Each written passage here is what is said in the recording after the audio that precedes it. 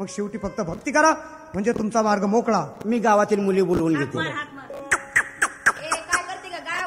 अगं धरणाच्या खाली राहायला तेव्हापासून असं होतं. पाहिलं का हे देव आहेत, यांची भक्ती करा आणि रस्ता मोकळा करून घ्या. भक्ती करायची आहे का? भक्ती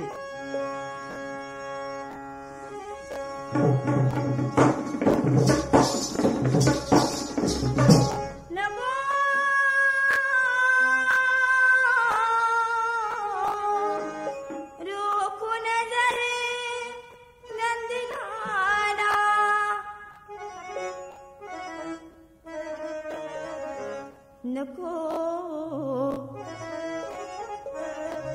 रोखू नजर दादा, नको रोखू नजर नंदी दादा, नको रोखू नजर नंदी दादा.